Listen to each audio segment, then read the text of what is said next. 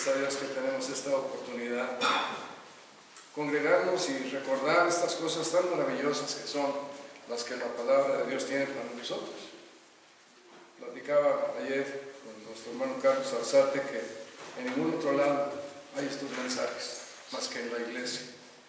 Es el único lugar donde se piensa en las cosas eternas, las que verdaderamente perduran. Que no nos recordábamos aquel texto, ¿no?, de 2 Corintios 4, no mirando nosotros las cosas que se ven, sino las que no se ven.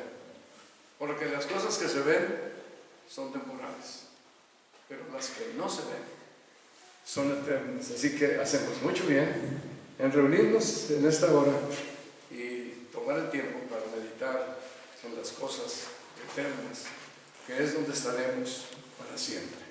Esto pasará rápido. Y yo ahora le digo, uy, qué rápido se fueron 80 años. ¿A dónde se fueron? Rápido. Pero vienen las cosas que son eternas. Y en eso tenemos nosotros puesta nuestra esperanza. Oremos ahora. Amado Dios, te damos las gracias en esta mañana por la bondad tuya de darnos tanta bendición por medio de Cristo Jesús, nuestro Salvador suficiente. Gracias te damos, Padre, porque nos permites tener tu palabra y nos das la gracia tuya, Señor, para mirar en ella todos juntos, pensando en ti, pensando en la obra de tu Hijo hermoso y amado Jesucristo, quien es quien nos ha dado tanta riqueza espiritual al venir a nuestras vidas y a nuestros corazones. Gracias por la presencia de tu Espíritu Santo en medio de nosotros y rogamos, Señor, que tú nos ilumines, nos concedas entender, mirar la gloria de las verdades de tu palabra y que a mí me dé, Señor, tu gracia para poderlas expresar. En Cristo Jesús, Padre Celestial, pedimos estas cosas, que nos bendigas hoy en este tiempo de meditar en tu palabra. Amén. Estaba pensando en el tema, estaba pensando en el tema que teníamos, que el Señor puso en mi corazón para, pues, hace una semana, pero no se pudo, y plan B y plan C, y ahí le íbamos, pero ya para hoy, finalmente. Y leía que en diciembre del 2017 se publicó un informativo médico, bueno, más bien científico, de investigación, en la Universidad del Valle, allá en España. Y ese mismo reporte científico se publicó después en la revista National, en las publicaciones y videos que hace esta organización National Geographic. Este reporte científico es muy interesante.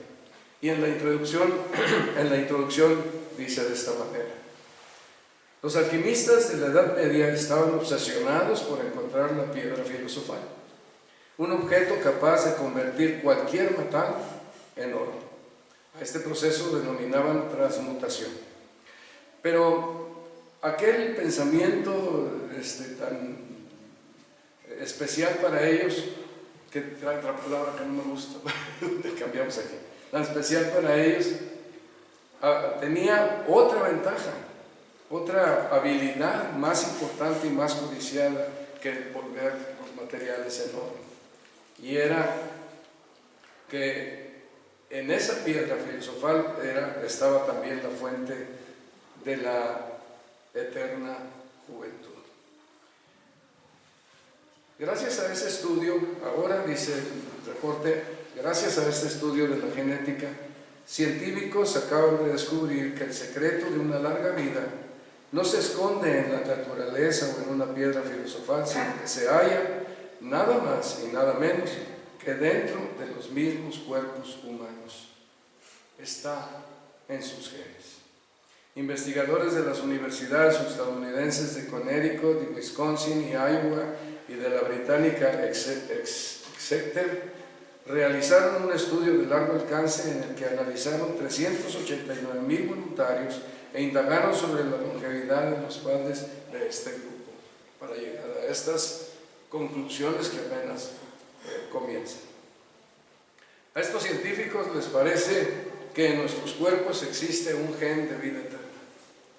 Y me pareció a mí muy interesante esto, porque de lo que yo quisiera que platicáramos ahora es el regalo de Dios, que es la vida eterna. Y lo asombroso es que la palabra de Dios da testimonio, un testimonio sólidamente fundamentado, con los testigos más confiables que puedan existir en todo el universo y en toda la eternidad, para decirnos que nosotros podemos tener la vida eterna. Y nos dice que esta es una realidad que está al alcance de todos, y nos explica cómo obtenerla también. La vida eterna, lo que las personas están buscando. Entonces el tema para esta mañana será que el regalo de Dios para nosotros es la vida eterna. Hoy que hablamos de regalos, tenemos el más importante, el regalo de Dios, que es la vida eterna. Para hablar de esto necesitamos hablar de la muerte. ¿Cómo llegó la muerte? ¿De qué manera vino la muerte? No es parte de la creación de Dios.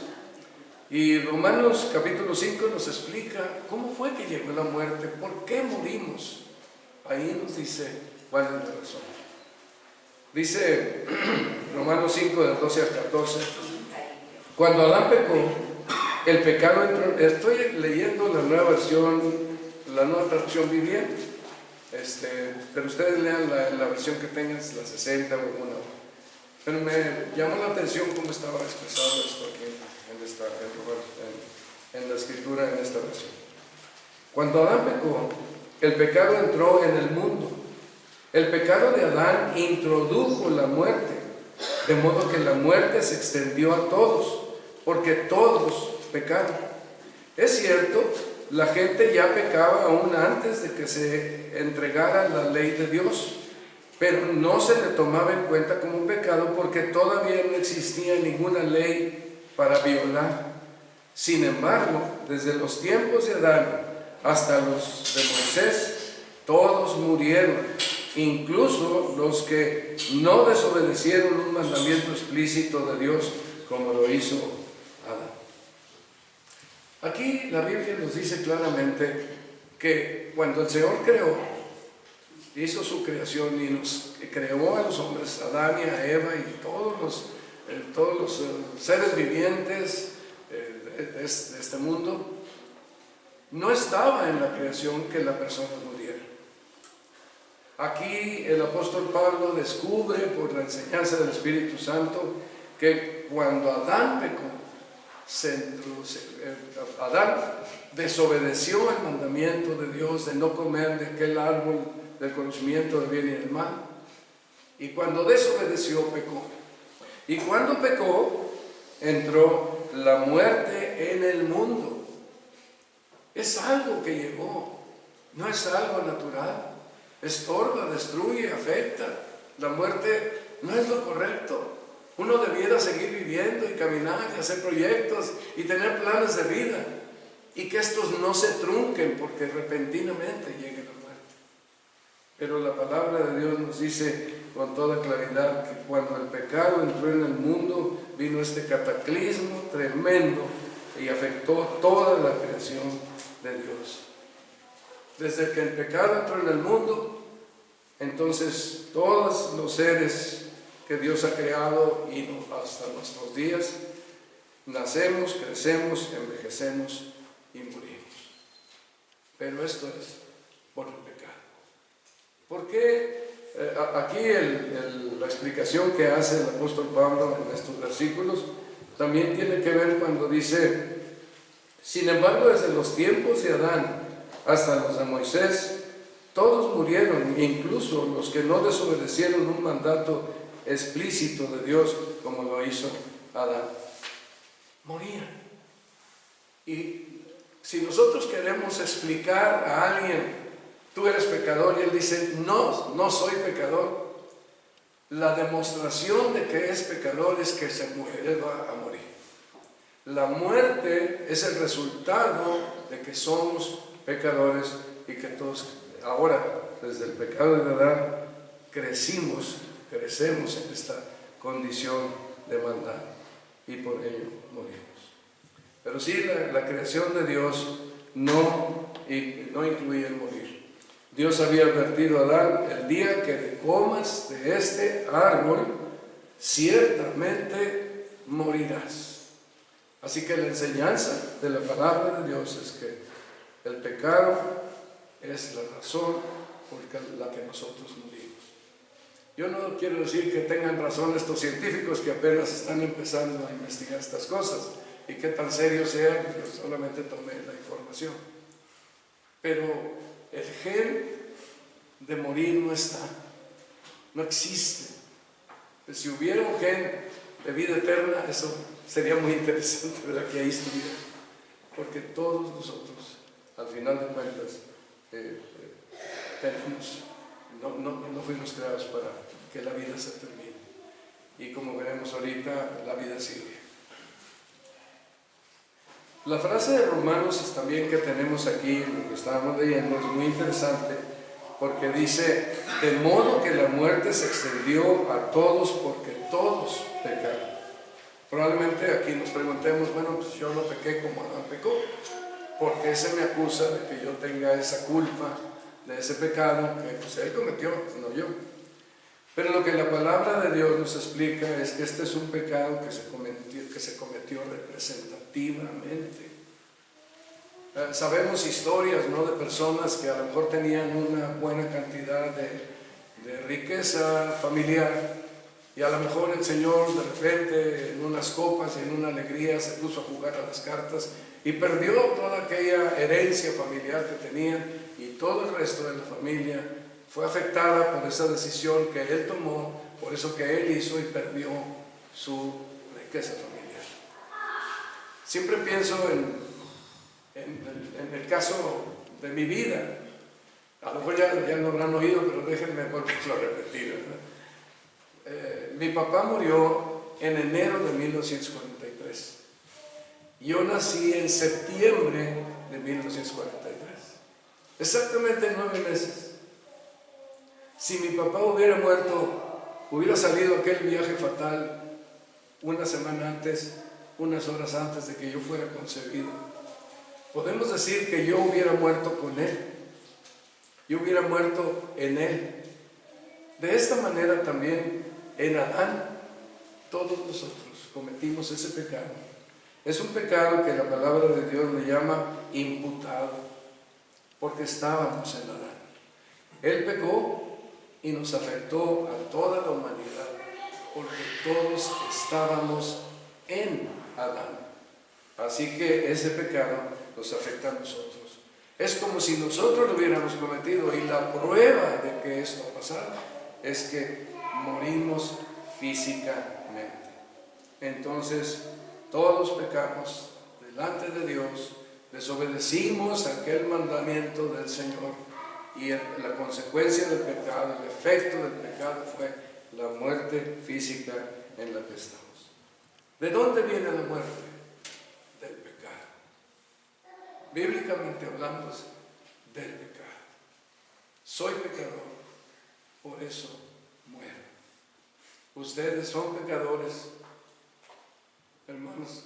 Con todo el corazón decimos esto, no es una acusación, yo soy también.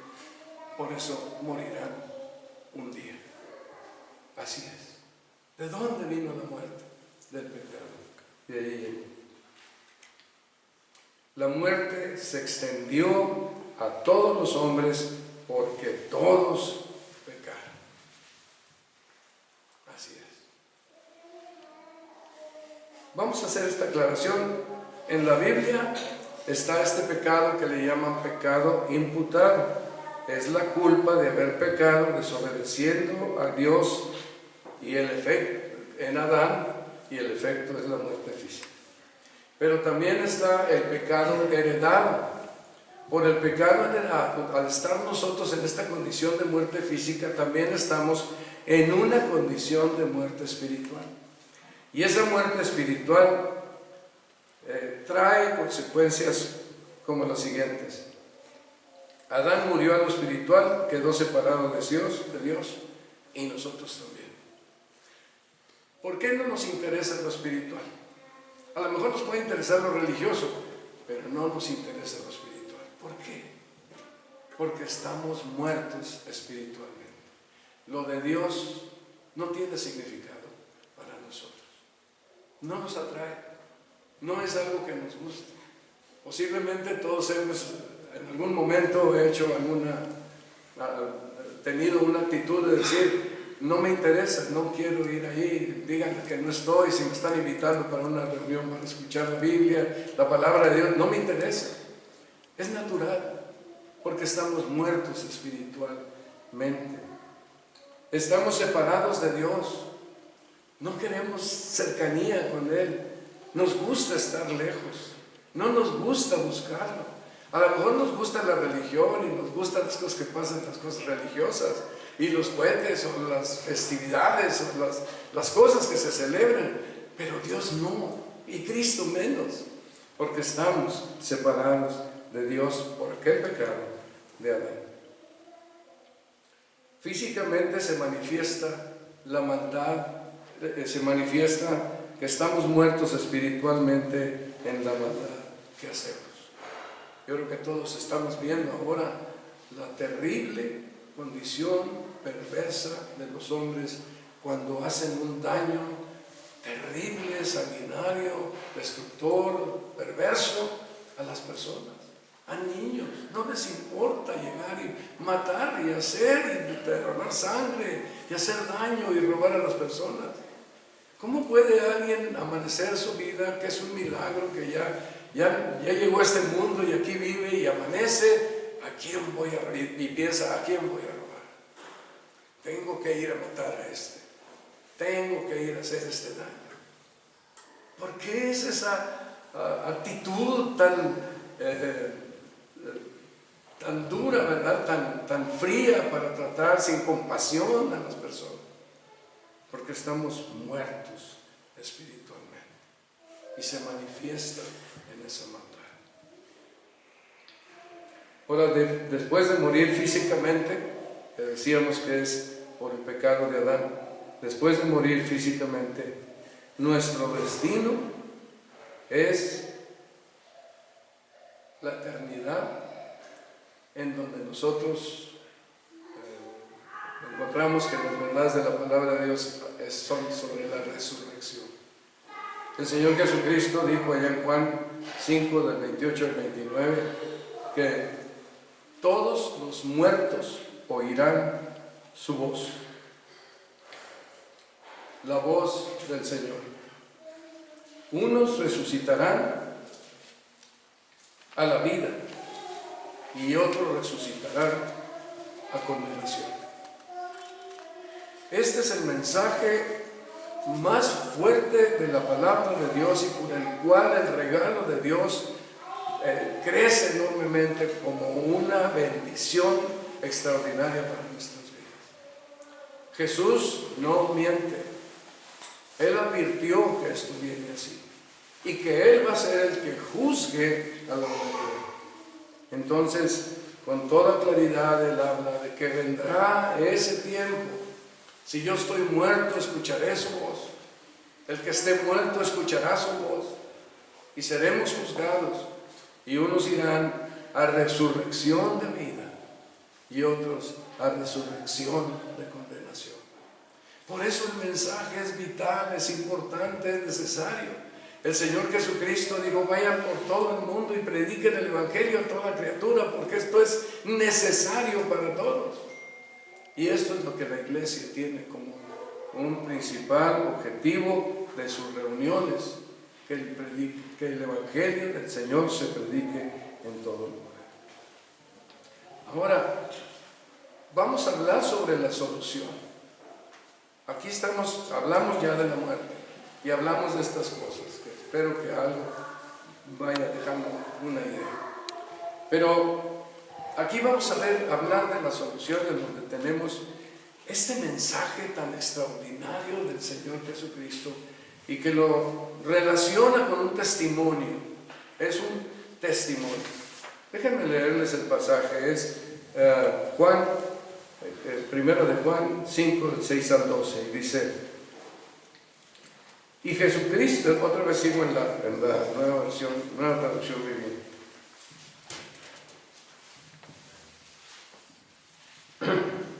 Y Jesucristo fue revelado como el Hijo de Dios por medio de su bautismo en agua y por derramar su sangre en la cruz. Es decir, no mediante agua solamente, sino mediante agua y sangre. Y el Espíritu, quien es la verdad, lo confirma con su testimonio.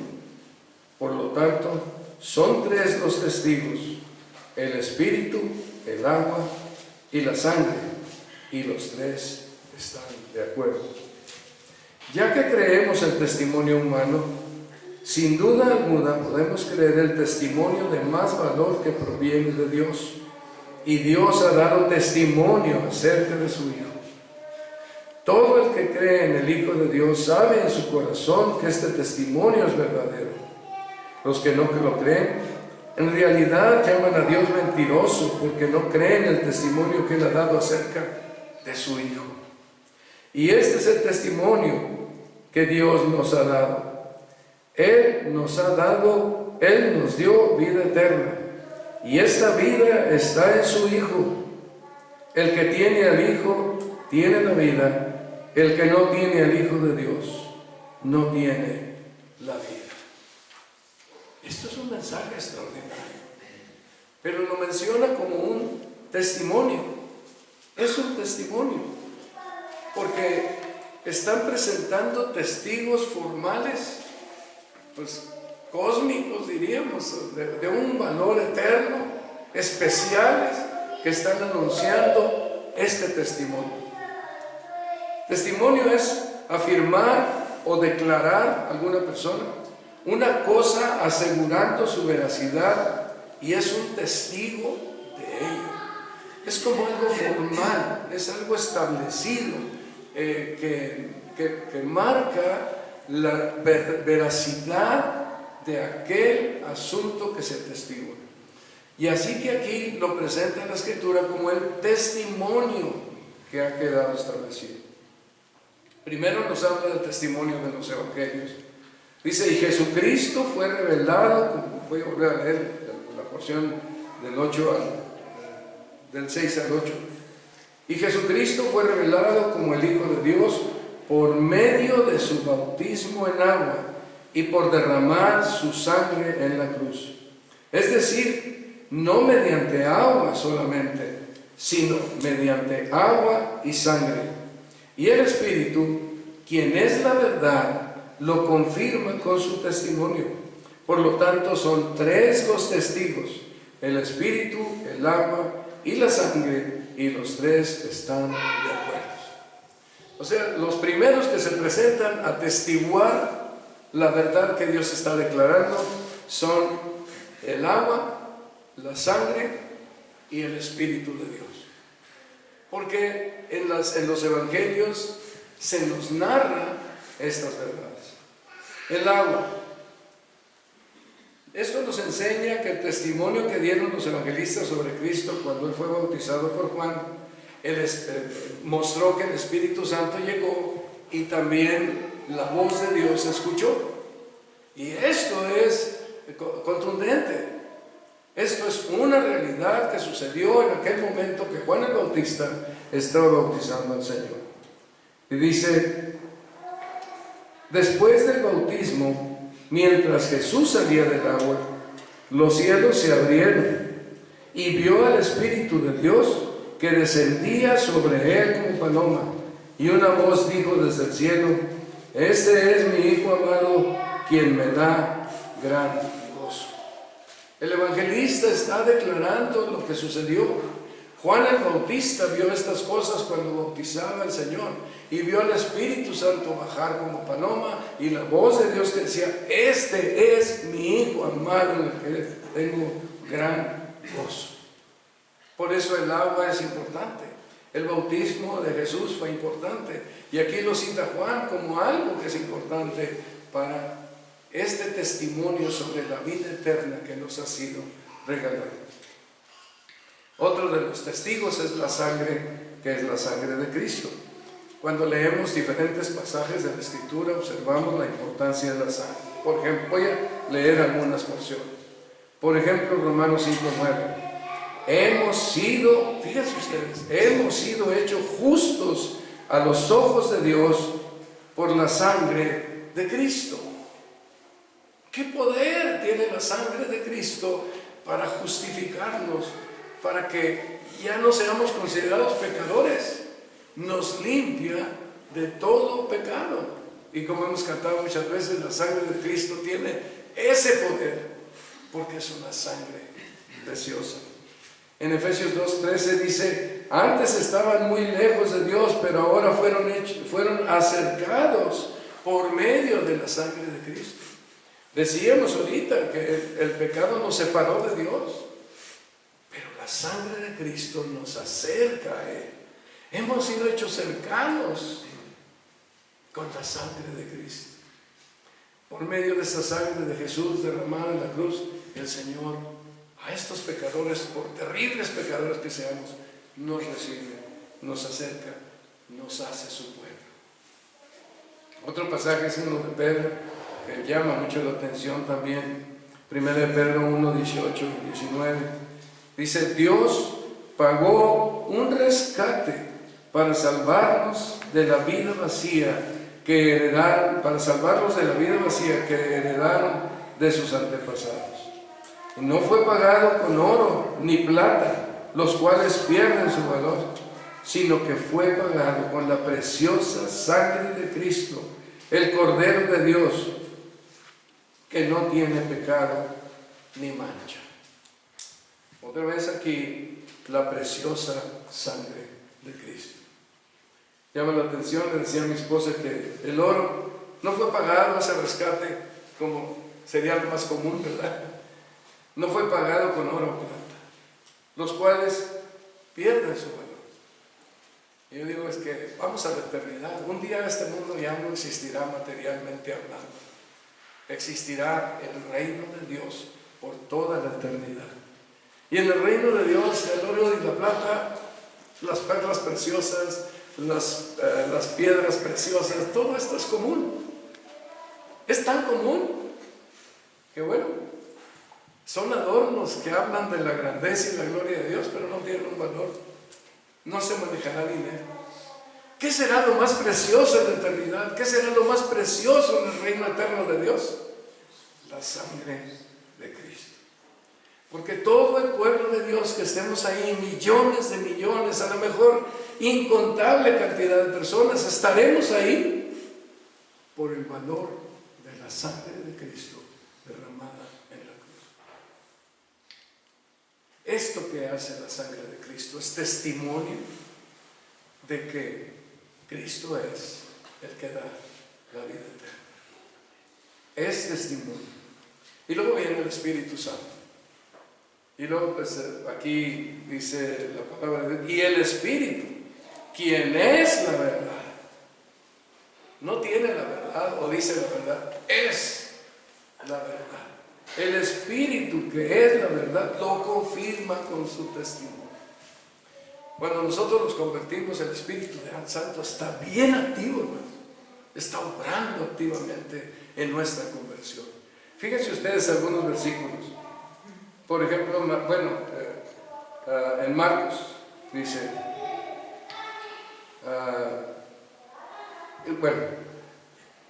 y cuando subí, necesito corregir aquí la frase, el Espíritu de Dios participa en este testimonio en muchas maneras y en una forma especial, como lo vemos en nuestra salvación. Pero vemos ahí que, por ejemplo, el poder del Espíritu Santo hizo que María quedara embarazada. El poder del Espíritu Santo llegó con José para decirle: recibe a María, porque ella está embarazada por obra del Espíritu Santo. Cuando subía del agua, el Espíritu como paloma descendió sobre él y marcó que esto era una realidad. Y también 1 Corintios 6:11 dice: pero ustedes, los corintios, fueron limpiados, fueron hechos santos, fueron hechos justos ante Dios al invocar el nombre del Señor Jesucristo y por el Espíritu de nuestro Dios. Esto impacta, porque somos limpios, somos santos, somos justos, porque invocamos el nombre de Cristo. No hicimos mérito, no cumplimos mandatos, no, invocamos el nombre de Cristo, creímos en Él. ¿Y qué poder se desata cuando esto opera? Porque el Espíritu de Dios obra. Fueron limpiados, fueron santos, fueron justos al invocar el nombre del Señor y por el Espíritu de nuestro Dios. Y otro texto más, Romanos 1:4, quedó demostrado que Él era Hijo de Dios cuando fue resucitado de los muertos mediante el poder del Espíritu Santo. Él es Jesucristo, nuestro Señor. Participó el Espíritu de Dios en la resurrección de nuestro Señor Jesucristo por el poder del Espíritu Santo. En los Tesalonicenses, en 1:5, dice: porque el Espíritu Santo les dio plena certeza de que lo que decíamos era verdad. El Espíritu Santo. Y todos nosotros tuvimos esta experiencia. En un momento, el mensaje de la palabra adquirió valor. No tenía, lo despreciábamos, lo evadíamos, procurábamos no acercarnos a eso. Pero cuando llegó el momento, el Espíritu de Dios intervino y nosotros pudimos apreciar aquella verdad y creer aquella verdad. El Espíritu Santo, como a los tesalonicenses, les dio plena certeza de que lo que decíamos era verdad. Dios hablar a través del agua, la sangre y el Espíritu Santo, cosas que los hombres nos narran, los evangelistas. Ellos narran estas verdades, allí están establecidas, pero la palabra de Dios agrega algo más para confirmar que este testimonio es un testimonio de peso verdadero, real, que está bien avalado. En el versículo 9 dice, ahí de 1 Juan 5, dice: ya que creemos el testimonio humano, yo lo entiendo así, ya que creemos los evangelios que están escritos por evangelistas que fueron llamados por Dios para hacerlo, ya que creemos el testimonio humano, sin duda alguna podemos creer el testimonio de más valor que proviene de Dios.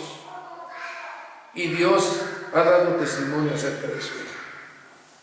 Como yo lo entiendo es, ahí están los evangelios y buenos hombres los escribieron, personas que hablaron de la conversión, la salvación, etc. El Espíritu de Dios está obrando también con ellos, pero hay algo especial aquí. Esto proviene de Dios. Este mensaje del Evangelio, este mensaje de la salvación, este mensaje de la vida eterna regalada por Dios por medio de Jesucristo en su muerte y resurrección, es de Dios. Él es el que lo planeó, es el que lo puso ahí, es el que lo estableció en los evangelios, en la Biblia, en la palabra de Dios, y eso hace mucho más sólido todavía el testimonio. Aquello es bueno, es importante, pero Dios está allí atrás, poderoso, soberano, veraz, Dios santo, que dice que esto es su proyecto, esto es su plan, y desde luego de la Trinidad. Dios ha hablado. Ahora, esto genera un problema para nosotros los pecadores. Por un lado es una bendición, por otro lado es algo serio, muy serio, como lo presenta la Escritura.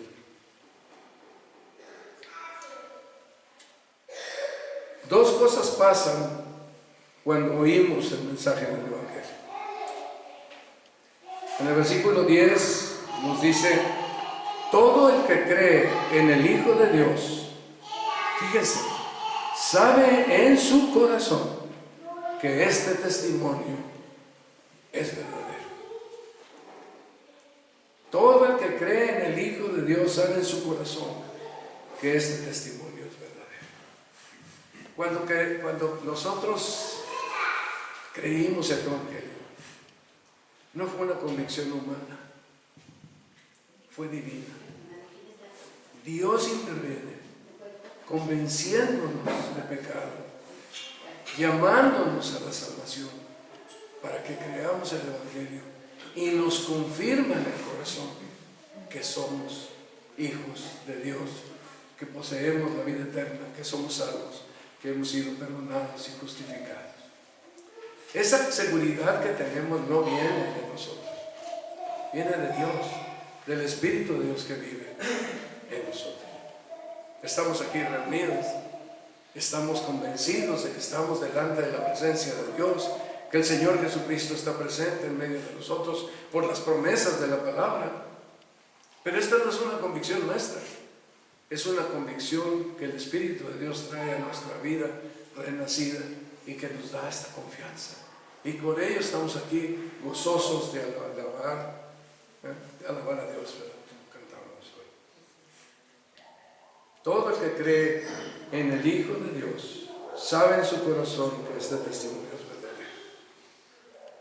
Posiblemente si alguien esta mañana tiene una claridad en su corazón de que sí, este testimonio es verdadero, creer en Cristo me salva. ¿Hay alguna convicción que llega al corazón o a la mente? Es de Dios, está hablando al corazón y al alma.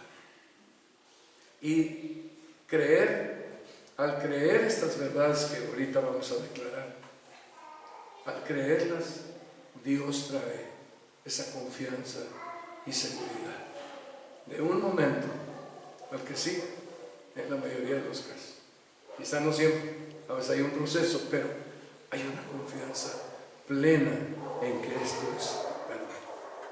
Pero hay otro aspecto, ya vimos uno, pero el otro es los que no lo creen,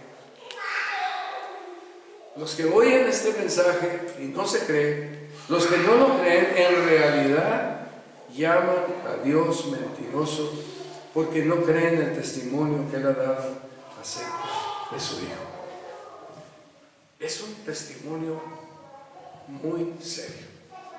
Los testigos son formales y serios. Dan este testimonio acerca de la veracidad de este hecho, de este testimonio, de esta promesa que Dios ha dado de la vida eterna. Entonces, al estar ante esto lo creemos, y cuando lo creemos Dios confirma todo esto, nos ayuda, porque no es nuestra la fe sino de Él. Pero cuando no creemos, entonces estamos ante una situación que es delicada. Los que no lo creen en realidad llaman a Dios mentiroso porque no creen el testimonio que Él ha dado acerca de su Hijo. Como decíamos hace un momento, el pecado no nos deja creer la palabra de Dios. Pero eso que no nos deja creer de Dios, del testimonio de Dios, pues es una situación de decirle a Dios que Él es mentiroso. No nos deja creer y esto ofende a Dios. Ofendemos el nombre de Dios cuando no creemos en lo que Dios ha dicho por toda la Biblia sobre su Hijo Jesucristo. Haciendo esto le estamos llamando, de lo que dice el pasaje, mentiroso. En Números 14:11 el Señor le dijo a Moisés: ¿hasta cuándo me despreciará este pueblo? Nunca me creerán aún después de todas las señales milagrosas que hice ante ellos. Ahora, Dios ha hecho muchas señales milagrosas delante de todas las personas, de todo el mundo, de todas las épocas que han vivido en este mundo, en toda la historia. Porque todos hemos visto la obra de Dios en la creación. Es lo que dice el apóstol Pablo en Romanos 1. Me explico. Lo que se puede conocer acerca de Dios es evidente para ellos, pues Él mismo se lo ha revelado. Porque desde la creación del mundo, las cualidades invisibles de Dios, es decir, su eterno poder y su naturaleza divina, se perciben claramente a través de lo que Él creó, de modo que nadie tiene excusa. Nadie tiene excusa. Y agrega, a pesar de haber conocido a Dios, no lo glorificaron como a Dios, ni le dieron gracias, sino que se extraviaron en sus inútiles razonamientos y se les oscureció su insensato corazón. A mí me ha llamado la atención, pues muchas frases que presentan de Carl Sagan, pero algunas que yo he leído por ahí me han llamado la atención. Y había una que dice, a lo mejor ustedes la han leído también, dice, el universo es todo lo que hay, no hay más. O sea, no hay Dios, solamente hay universo. Y yo me quedo pasmado cuando un hombre inteligente, un hombre tan capaz como Carl Sagan, este científico tan tremendo que dedicó su vida a vivir explorando el universo, dice, no hay creador. Esto apareció de la nada. No hay Dios. Si yo le llevara a Carl Sagan mi reloj aquí y le digo, fíjate que esto apareció de la nada, nos va a decir, oye, nunca voy a llevar a Carl Sagan. Pero si yo le dije, ¿cómo no? Esto, todo lo que tiene, toda la precisión que tiene, lo que tengo que hacer, proyectado, planeado, construido específicamente. ¿Y qué tenemos en el universo si todo es matemáticamente exacto? No hay Dios. Es como dice aquí la palabra, Carl Sagan y cada uno de nosotros estaremos en la presencia de Dios. Y Él nos confronta con el hecho de que sí sabíamos que había un Dios. Pero quizá el orgullo, la vanidad, como dice aquí, se extraviaron en sus inútiles razonamientos y se les oscureció el insensato corazón. Eso será. Y Dios acusará. Sabías y no creíste. Te mostré ampliamente con todos los milagros de la creación y no creíste. Es tremendo. Entonces, sí es delicado este hecho, que haya tales testigos que testifiquen de la realidad y validez del Evangelio de Jesucristo, y que haya el testimonio de Dios quien hizo el plan eterno y que quedara asentado en los Evangelios y en la Biblia y por todas las Escrituras, de que Jesús es el que nos da la vida eterna. Esto es sumamente serio. Y bueno, todos tendremos que llegar a enfrentar ese hecho cuando estemos en la presencia de Dios. Para terminar, lo último que tenemos aquí es los versículos 11 y 12, que es donde está expresado de manera clara el testimonio de Dios. Bueno, ¿cuál es ese testimonio? Pues ya vimos en estos momentos algunos aspectos importantes. El agua, la sangre, el Espíritu Santo, el testimonio de Dios, diciendo que este es de Él. Él lo planeó. ¿Qué dice ese testimonio? Dice 11 y 12, y este es el testimonio que Dios nos ha dado, y este es el testimonio que Dios ha dado. Él nos dio vida eterna, y esta vida está en su Hijo. El que tiene al Hijo, tiene la vida. El que no tiene al Hijo de Dios, no tiene la vida. Este es el testimonio. Muy sencillo. Voy a volverlo a leer. Y este es el testimonio que Dios nos ha dado. Él nos dio vida eterna. Dio, regaló. Regalo de Dios. Nos dio vida eterna. Y esta vida está en su Hijo. El que tiene al Hijo, tiene la vida. El que no tiene al Hijo de Dios, no tiene la vida. Yo tendría como 20 años y me gustaba salir a predicar el Evangelio con un hermano llamado Aurelio Patiño. Era un hombre muy buen, hombre especial, muy esforzado para predicar el Evangelio.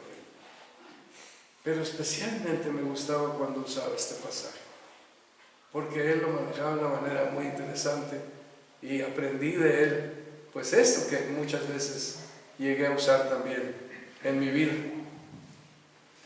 Él tomaba su Biblia y le ponía un peso y entonces cerraba la Biblia y le preguntaba a la persona: oye, ¿dónde está el peso?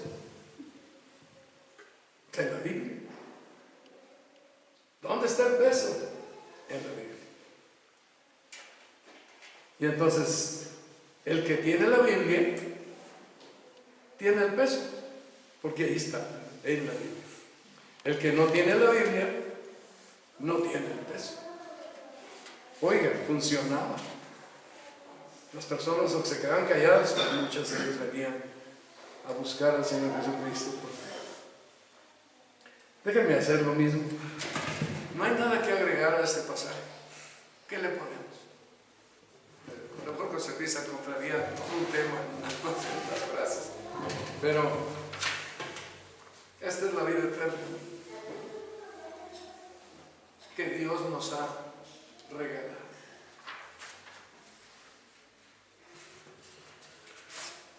Y esta vida eterna está en su Hijo. El que tiene al Hijo tiene la vida eterna. El que no tiene al Hijo de Dios no tiene la vida eterna. Un niño lo puede entender, pero siempre se necesita que Dios toque el corazón y nos ilumine. Hay un pasaje allá en Juan, en el Evangelio según San Juan, que usaba también el señor Patiño, y él decía, él leía este pasaje, Juan 1, 11 y 12. A lo suyo vino, yo sé que todos ustedes lo conocen, y los suyos no le recibieron, mas a todos los que le recibieron, a los que creen en su nombre, les dio potestad de ser hechos hijos de Dios. ¿Cómo tener al Hijo? Creyendo la obra que Él hizo en la cruz del Calvario. Un momento de la vida, decirle: Señor, creo que moriste en la cruz por mis pecados. Creo que tu sangre preciosa me limpió de toda mi maldad. Creo que tu Espíritu ahora me ha hecho un hijo tuyo. Ahora te pertenezco. Creo que tú eres mi Salvador. El que cree es el que recibe. Mas a todos los que le recibieron, decías Patiño, o sea, los que creen en su nombre, les dio potestad de ser hechos hijos de Dios. Esto es extraordinario. La vida eterna, codiciada por los hombres en todas partes, está al alcance por la obra de Jesucristo en el Calvario. El testimonio que se dio en su bautismo, la sangre derramada en la cruz que hace una obra perfecta de limpiarnos de todos nuestros pecados. El testimonio del Espíritu Santo que lo declara definitiva y claramente a través de toda la Biblia del poder de salvación de Cristo en su sangre. Y que Dios lo declare tan definidamente.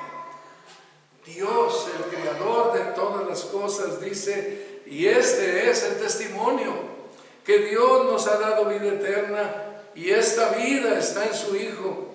El que tiene al Hijo tiene la vida, el que no tiene al Hijo de Dios no tiene la vida. A lo suyo vino y los suyos no le recibieron, mas a todos los que le recibieron, a los que creen en su nombre, les dio potestad de ser hechos hijos de Dios. Esto es maravilloso. La vida eterna al alcance por la obra de Jesucristo, por la gracia de Dios, por el trabajo que el Espíritu Santo está haciendo en cada uno de nosotros, todo es de Él. Y nosotros venimos a gozarnos en esta salvación tan grande que nos ha dado por medio de Jesucristo. Oremos. Amado Padre Celestial, te damos las gracias por tener una salvación tan grande, declarada de una manera tan definida, de tal forma que no hay manera de extraviarse. Es sencillo, es claro y es poderoso. Ayúdanos, Señor, a todos a tener en grande valor esta salvación tan grande, esta vida eterna que tú nos has dado. Ayúdanos y anímanos a anunciar tus virtudes, a anunciar esta salvación que es para todos. Y Señor, pues a cada uno de nosotros aquí, danos una profunda confianza en este testimonio que Dios ha dejado establecido en este mundo, de que tú nos has dado esta vida eterna, que está en tu Hijo Jesucristo. Y que si lo recibimos o creemos en Él, tenemos esa vida eterna por la gracia tuya. Bendito sea tu nombre. Gracias por tu bondad. Amén.